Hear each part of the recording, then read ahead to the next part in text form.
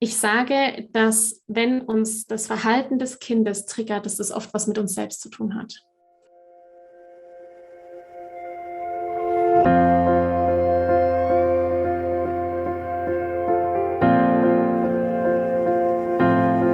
Hallo und herzlich willkommen bei Loslassen und gemeinsam wachsen, deinem Podcast rund um bewusste und bedingungslose Elternschaft. Mein Name ist Manuela Festel, ich bin Mama, Mutmacherin und vor allem Mentorin für achtsame Kommunikation und gewaltfreie Konfliktlösung mit Kindern. Und genau darum geht es auch hier in diesem Podcast.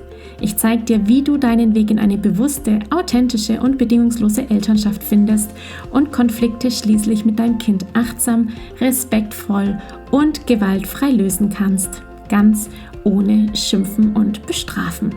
Bist du bereit? Na, dann lass uns loslegen. Heute in dieser Podcast-Episode werde ich dir wieder eine Frage meiner Teilnehmerinnen aus Gemeinsam wachsen, meinem Mentoring-Programm, beantworten. Hier geht es um den Trigger. Darum zu verstehen, wie das Verhalten unseres Kindes auf uns wirkt und was konkret das eigentlich mit unserem inneren Erleben zu tun hat. Du wirst erkennen, wie wir durch unsere Kinder mit uns selbst konfrontiert werden, warum es so wichtig ist, die eigenen Erfahrungen in diese Erkenntnisse mit einzubeziehen und durch diesen Trigger letztendlich mit deinem Kind gemeinsam zu wachsen. Wie gewohnt werde ich dir die konkrete Frage einmal vorlesen und dann steigen wir schon direkt ein. Viel Spaß dabei. Manuela, du erzählst, dass wir, wenn wir getriggert werden vom Kind, es oft etwas mit uns selbst zu tun hat. Meine beiden Söhne sind komplett unterschiedlich. Meinst du, dass mir da einer von beiden sehr ähnlich ist und sein Verhalten mich dann besonders triggert? Kannst du mir sagen, worauf ich achten kann? Schöne Frage, Bettina. Also, ja, ich sage das ganz oft und auch eben mit Begründung, die ich dir gerne da an dieser Stelle geben möchte. Ich sage, dass wenn uns das Verhalten des Kindes triggert, dass das oft was mit uns selbst zu tun hat. So, was meine ich damit? Ich meine damit, dass wir zum einen unsere Schattenseiten, die Dinge, die wir an uns selber nicht mögen, die andere an uns nicht mögen, und die haben uns das ganz oft gesagt in unserer Kindheit oder auch jetzt. Also es gibt ja jetzt nach wie vor, auch in Partnerschaften werfen wir ja mit Kritik und Vorwürfen um uns her. Das heißt, wir werden irgendwie in eine Form von Schublade gesteckt. Und wenn wir dann dieses Verhalten, das unser Kind hat, erkennen als eine Schattenseite von uns selbst, dann macht uns das wütend, weil wir vielleicht selbst diese Schattenseite gerne nicht hätten. Ich gebe dir mal ein Beispiel. Ich konnte mich lange, oder ich kann das auch immer noch, oder ich würde sagen, es ist immer noch nicht meine Stärke, schnelle Entscheidungen zu treffen. Ich wäge sehr lange ab, Gefühl zumindest für mich. Ich würde das gern schneller haben. Ich übe mich darin, schnelle Entscheidungen zu treffen, nicht lang zu überlegen. Meine Tochter braucht ewig, um sich zu entscheiden, und das bei teilweise ganz einfachen Dingen wie Banane oder nicht Banane. Ja, also so jetzt keine schwerwiegenden Themen natürlich, sondern wirklich was ganz Einfaches. Und es macht mich wütend. Es macht mich wütend, dass ich neben ihr stehe und manchmal bis 10 zählt. Also zum Beispiel meine Strategie. Ich weiß ja die Problematik, und meine Strategie inzwischen ist es, dass ich einfach atme und eben mich wieder spüre und weiß, dass es mein Thema ist, das mich triggert. Nämlich, dass ich eigentlich gerne mich schnell entscheiden möchte und hätte das jetzt gern von meiner Tochter, die Projektion letztendlich. Und ich stehe dann neben ihr und zähle innerlich bis 10, was total gut funktioniert, weil sie zwischen 4 und 6 dann die Entscheidung getroffen hat inzwischen. Und ich mir denke, das muss so schneller gehen, Ist das Banane oder nicht? Da muss ich doch nicht so lange überlegen. Ja? Und diese Wut, die da aufkommt, in mir, hat was mit mir zu tun und nicht damit, dass meine Tochter überlegt, ob sie jetzt eine Banane möchte oder nicht. Die braucht halt die Zeit, die sie braucht, und sie ist gut so, wie sie ist. Nur ich möchte mich eigentlich schneller entscheiden. Und dann sehe ich in ihr, dass ihr das auch schwerfällt, und spüre das eigentlich bei mir selbst. Das ist das eine. Das andere ist, dass wir denken, dass unser Gehirn so etwas ist wie ein Aktenschrank. ja, in einen Aktenschrank, in dem Erinnerungen drin sind. Und wenn ich dann quasi ein Verhalten sehe von meinem Kind, dann erinnert mich das dann an eine Szene, die ich mal erlebt habe. Und in dieser Szene hatte ich ein unerfülltes Bedürfnis letztendlich. Ich weiß genau, welche Szene das war. Und das triggert mich dann. Und das ist aber ein Mythos, das stimmt nicht. Was aber stimmt ist, dass wir in uns drin Erinnerungen haben, die aber letztendlich Assoziationen sind. Also wir haben keinen Aktenschrank, wo alle Momente unseres Lebens quasi drin sind, urzeitgenau, und wir könnten die dann quasi rauspicken, sondern wir haben einfach Assoziationen in unserem Kopf.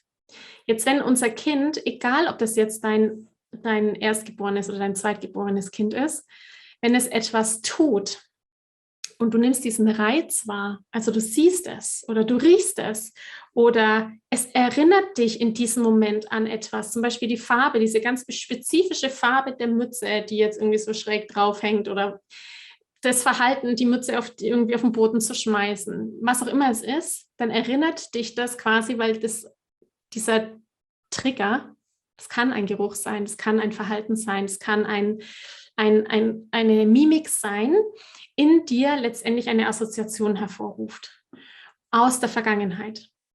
Und wenn uns klar ist, dass diese Assoziation, die in uns dann da auftaucht, was Altes ist, was aus der Vergangenheit in uns auftaucht und unser Jetzt bestimmt, unsere jetzige Handlung bestimmt, dann habe ich wieder diesen kurzen Moment zwischen Reiz und Reaktion, also der Reiz, das Verhalten meines Kindes, und dieser Moment, dass ich weiß, okay, jetzt gerade ist das, was ich spüre, das, was mein Kind da gemacht hat. Entweder das eine oder das andere oder mal in verschiedenen Situationen. Es hängt ja was mit meinen Assoziationen im Kopf zu tun, mit meinen Erfahrungen, die ich in meinem Unterbewusstsein abgespeichert habe. Dann kann ich entscheiden, wie ich reagiere. Also dieser Moment zwischen Reiz und Reaktion, das ist ja, wie ihr das vielleicht von mir schon wisst, mein freier Wille. Ja, das ist mein freier Wille. Ich kann mich in dem Moment eigentlich mit Training besonders gut entscheiden, ob ich mit Wut reagiere oder nicht. Aber dafür brauche ich eben dieses Bewusstsein, dass ich sagen kann, okay, das triggert mich jetzt gerade und es hat was mit mir zu tun, mit meinen Erfahrungen, die mich irgendwann mal früher wütend gemacht haben, oder Erfahrungen, in denen ich früher ohnmächtig war, in denen ich mich hilflos gefühlt habe, in denen ich einfach dieses Gefühl von Verlust hatte, also Angst vor Verlust, dass meine Eltern einfach weggehen oder Ähnliches, oder eben auch Tod ist ja auch Angst vor Verlust, dass mich da eben ganz besonders triggert.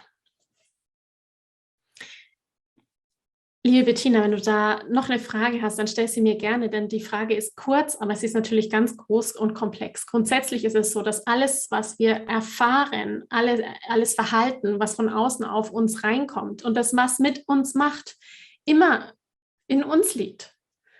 Also das, was wir sehen, das macht was mit uns. Da ist jemand vielleicht, der tut irgendwas und ich erinnere mich an was. Oder meine Bedürfnisse kollidieren in dem Moment mit den Bedürfnissen des anderen. Oder ich habe eben andere Werte. Und das macht aber immer ja was mit mir. Das hat dann gar nichts mit dem anderen zu tun, sondern mit meinen Themen. Ich danke dir von ganzem Herzen, dass du dir heute Zeit genommen hast, diese Podcast-Folge anzuhören. Wenn du noch mehr Impulse, Ideen oder Inspirationen auf deinem ganz persönlichen Weg zur bewussten und bedingungslosen Elternschaft suchst, dann abonniere unbedingt meine Newsletter oder du folgst mir auf Instagram, Facebook oder Telegram. Eine Frage, die ich außerdem immer wieder bekomme, ist: Manuela, was kann ich machen, konkret, damit mein Kind selbstständig und unabhängig wird? Hier lade ich dich herzlich ein, auf meiner Seite sprachzeichen.de/mit-kindern-sprechen vorbeizuschauen, denn hier findest du meine Vorträge, meine Masterclasses zu unterschiedlichen spezifischen Einzelthemen. Eine davon ist: Ich kann das, wie dein Kind selbstständig und unabhängig wird. In diesem Vortrag geht es vor allem um die 4 Kernbausteine, die Eltern ihren Kindern mitgeben können, damit diese frei werden, sich eigenständig und unabhängig entfalten können, nämlich emotionale Sicherheit, Freiheit, Vertrauen und Authentizität. Wenn dich also diese Fragen quälen, wie kann ich mein Kind unterstützen, Lösungen zu finden, wenn es alleine draußen unterwegs ist, dass es gut alleine zurechtkommt? Wie fördere ich die Selbstständigkeit bei meinem Kind? Wie kann ich Verantwortungsbewusstsein meines Kindes schulen? Und ja, welche Rolle spielt dabei auch das große Thema Vertrauen? Dann schau doch hier unbedingt mal vorbei. Ich kann das, wie dein Kind selbstständig und unabhängig wird, ist mein Vortrag, meine Masterclass, die du 12 Monate zur Verfügung hast, alle Folien downloaden kannst und außerdem ein Gutschein bekommst in der Höhe von 97 € der Masterclass, die du dann innerhalb der nächsten 6 Monate für ein Einzelcoaching oder natürlich auch für mein Gruppenprogramm Gemeinsam wachsen anrechnen lassen kannst. Wenn auch du mal eine Frage stellen möchtest, dann komm am besten auf meine Warteliste von Gemeinsam wachsen, meinem 12-wöchigen Mentoring-Programm von der Wut zu Respekt und liebevollen Eltern-Kind-Kommunikation. Das findest du unter sprachzeichen.de/gemeinsam-wachsen-Warteliste. Wenn dir die Folge gefallen hat, freue ich mich natürlich riesig über einen Kommentar und natürlich, wenn du die Folge bei deinen Freunden und Freundinnen teilst und meinen Podcast abonnierst. Jetzt wünsche ich dir aber alles Gute. Wir hören uns sicherlich bald. Viele liebe Grüße. Ciao, ciao.